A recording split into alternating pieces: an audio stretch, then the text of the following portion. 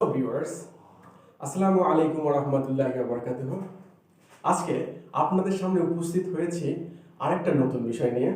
আজকে আমাদের আলোচনার বিষয় হচ্ছে অল্প সময়ে কিভাবে টেন্সকে ক্যাপচার করা যায়। তো শুরুতে আমাদের জানা উচিত আসলে টেন্স কাকে বলে। টেন্সের সঙ্গে এরকম ক্রিয়া সম্পূর্ণ হওয়ার সময়কে টেন্স বা কাল বলা হয়।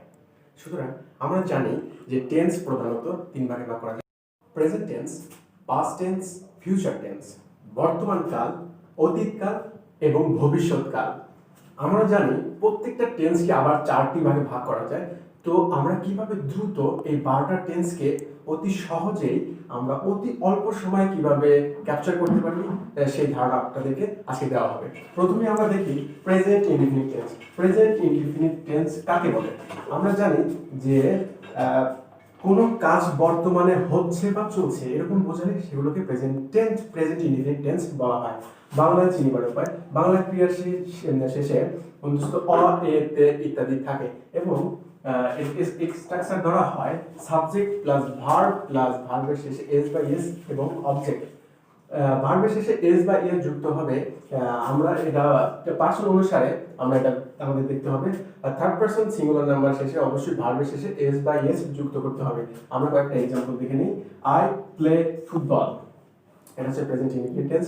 এখানে ভার্বের সাথে এস বা এস যুক্ত হয়নি, কারণ হচ্ছে আই হচ্ছে একটা ফার্স্ট পারসন। আমরা জানি যে থার্ড পারসন সিঙ্গুলার নাম্বার হলে ভার্বের শেষে অবশ্যই এস বা এস যুক্ত হবে। Then next example, he goes to school.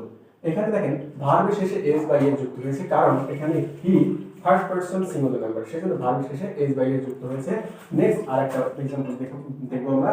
Do I eat rice? Interrogative sentence, আমি কি ভাত খাই? This is the present indefinite tense. এবার present continuous tense. Present continuous tense তাহলে কাকে বলে? বর্তমান কালে কোনো কাজ চলছে বা চলিতেছে এরকম বোঝালে তাকে প্রেজেন্ট কন্টিনিউয়াস টেন্স বলা হয়। বাংলায় চিনিবার উপায়, বাংলা ক্রিয়ার শেষে তেছি, তেছো, তেছেন ইত্যাদি যুক্ত থাকে। দেন আমরা দেখব একটা স্ট্রাকচার প্রেজেন্ট কন্টিনিউয়াস টেন্সের একটা স্ট্রাকচার। প্রথমে সাবজেক্ট, তারপরে auxiliary verb and is are, then verb plus ভার্বের সাথে আইএনজি প্লাস অবজেক্ট। এখন আমরা দেখব কয়েকটা example. He is singing a song. এখানে অক্সিলারি ভার্ব ইজ এবং মূল ভার্বের সাথে আইএনজি যুক্ত হয়েছে, তাহলে আমরা এটা বুঝতে পারবো এটা হচ্ছে এটা present continuous tense. Next, I am playing cricket.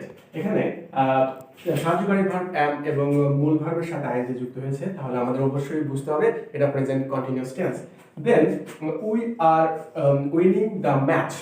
এখানেও আমরা বুঝতে পারবো যে এখানে সাহায্যকারী ভার্ব এবং মূল ভার্বের সাথে প্রেজেন্ট কন্টিনিউয়াস টেন্সের যে স্ট্রাকচার যুক্ত হয়েছে সেটা দেখতে পাচ্ছি। সুতরাং এই সবগুলোই হচ্ছে প্রেজেন্ট কন্টিনিউয়াস টেন্সের স্ট্রাকচার এবং এগুলো হচ্ছে প্রেজেন্ট কন্টিনিউয়াস টেন্সের উদাহরণ। Present perfect tense. Present perfect টেন্সের সংজ্ঞা হচ্ছে কোনো কাজ শেষ হয়েছে কিন্তু তার ফলাফল এখনো বর্তমানে আছে, এরূপ বোঝালে প্রেজেন্ট পারফেক্ট টেন্স বলা হয়। বাংলায় চিনিবার উপায়, বাংলা ক্রিয়ার শেষে আছি, আছো, আছেন এগুলো যুক্ত থাকে। স্ট্রাকচার সাবজেক্ট প্লাস সাহায্যকারী ভার্ব হ্যাভ, হ্যাজ, মূল ভার্ব প্লাস মূল ভার্বের past participle plus object. Then আমরা দেখব কিছু एग्जांपल, যেমন Rahim have done the work. This is the present perfect tense example. Then we see we have written a letter and he has caught fish. এখানে আমরা খেয়াল করব have, has এগুলো সাহায্যকারী ভার্ব, এগুলো হচ্ছে প্রেজেন্ট পারফেক্ট টেন্সের সাহায্যকারী ভার্ব এবং মূল ভার্ব প্রত্যেকটাই আছে পাস্ট পার্টিসিপল রূপে। তো দেন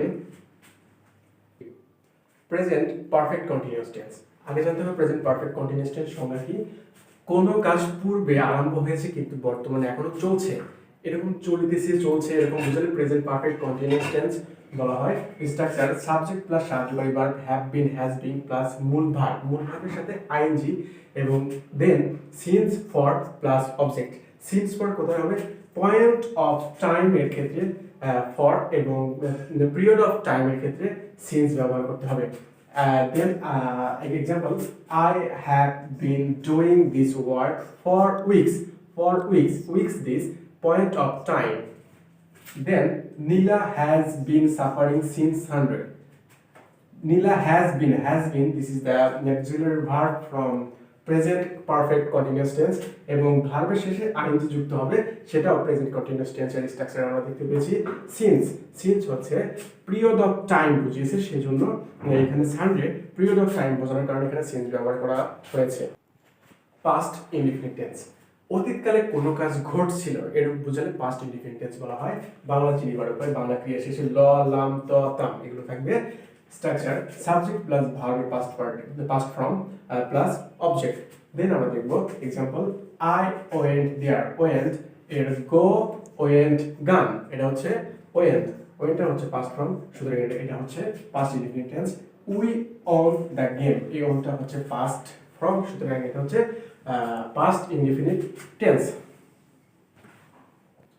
পাস্ট কন্টিনিউয়াস টেন্স, আগে দেখো না পাস্ট কন্টিনিউয়াস টেন্সের সংজ্ঞাটা কি, অতীতকালে কোনো কাজ কিছুক্ষণ ধরে চলছিল এরকম বোঝালে পাস্ট কন্টিনিউয়াস টেন্স হয়। বাংলা চিনিবার উপায়, তেছিল, তেছিলেন, তেছিলাম ইত্যাদি যুক্ত থাকে বাংলা ক্রিয়া শেষে। স্ট্রাকচারটা লিখবো, সাবজেক্ট প্লাস সাহায্যকারী ভার্ব অজয় প্লাস মূল ভার্বের সাথে ING plus object. Next will see that example, he was catching ball. এখানে ওয়াজ সাহায্যকারী ভার্ব এবং মূল ভার্বের সাথে আইএনজি যুক্ত হয়েছে, সুতরাং আমরা এটা বুঝতে পারি যে এটা হচ্ছে present past continuous tense. Then we were playing football, এখানে ওয়ার এবং মূল ভার্বের সাথে আইএনজি আছে, সুতরাং আমরা এটা বলতে পারি যে past continuous tense. Past perfect tense, অতীতকালে দুটি কাজ সংঘটিত হয়েছে, প্রথম যে আগের কাজটি হয়েছে সেটি হবে পাস্ট পারফেক্ট টেন্স এবং পরবর্তী কাজ যেটি সম্পূর্ণ হয়েছে সেটি হবে পাস্ট ইনডিফিনিট টেন্স। এখানে কিন্তু দুটি টেন্সের কাজ সম্পূর্ণ হবে, সুতরাং আমরা স্ট্রাকচারটা দেখতে পারি, সাবজেক্ট প্লাস সাহায্যকারী ভার্ব হ্যাড প্লাস ভার্বের past participle plus after before. After ব্যবহৃত হবে, আফটার কোনো কিছু আগে ব্যবহৃত হবে, পরে ব্যবহৃত হলে সেটা হবে আফটার, এবং বিফোর ব্যবহৃত হবে কোনো কিছুর পূর্বে ব্যবহৃত হলে তারপরে ব্যবহৃত হবে পাস্ট ইনডিফিনিট টেন্স। এক্সাম্পল আমরা দেখতে পারি, the train had started before I reached the station। এর বাংলা কি হবে, আমি স্টেশনে পৌঁছানোর পূর্বেই ট্রেনটি ছাড়িয়ে গেল। পাস্ট পারফেক্ট কন্টিনিউয়াস টেন্স, অতীতকালে কোনো কাজ বা কোনো বিশেষ সময়ের পূর্বে আরম্ভ হয়েছে বা চলছে এরূপ বোঝালে পাস্ট পারফেক্ট কন্টিনিউয়াস টেন্স হয়, এবং আগের কাজটি হবে পাস্ট পারফেক্ট কন্টিনিউয়াস টেন্স এবং পরের কাজটি হবে পাস্ট ইনডিফিনিট টেন্স। এখন আমরা দেখব স্ট্রাকচার, সাবজেক্ট প্লাস সাহায্যকারী verb had been plus verb plus ING plus after before plus past indefinite tense. আমরা এখন এক্সাম্পলে যাব, we had been playing before the train started. এখানে সাহায্যকারী ভার্ব হ্যাড বিন এবং মূল ভার্বের সাথে আইএনজি যুক্ত হয়েছে এবং বিফোরের পরে পাস্ট ইনডিফিনিট যুক্ত হয়েছে। বাংলায় আমরা কি দেখতে পাচ্ছি, ট্রেনটি ছাড়ার পূর্বে আমরা খেলা করছিলাম। ফিউচার ইনডিফিনিট টেন্স, ভবিষ্যৎকালে কোনো কাজ ঘটবে এরূপ বোঝালে ফিউচার ইনডিফিনিট টেন্স বোঝানো হয় বা বলা হয়। বাংলা চিনিবার উপায়, বাংলা ক্রিয়া শেষে ব, বে, বেন ইত্যাদি যুক্ত থাকে, আমরা বাংলা বুঝতে পারবো এটা হচ্ছে future indefinite tense. Structure subject plus shall will auxiliary verb, মূল ভার্ব এবং তারপর হবে অবজেক্ট। আমরা এখানে এক্সাম্পল দেখব, I shall go to market. এখানে শ্যাল আছে এবং মূল ভার্বটা প্রেজেন্ট ফর্মে আছে, এখানে মার্কেটটা অবজেক্ট হিসেবে আছে, সুতরাং এটা হচ্ছে ফিউচার ইনডিফিনিট টেন্স। বাংলায় কি বোঝানো হয়েছে, আমি বাজারে যাইব।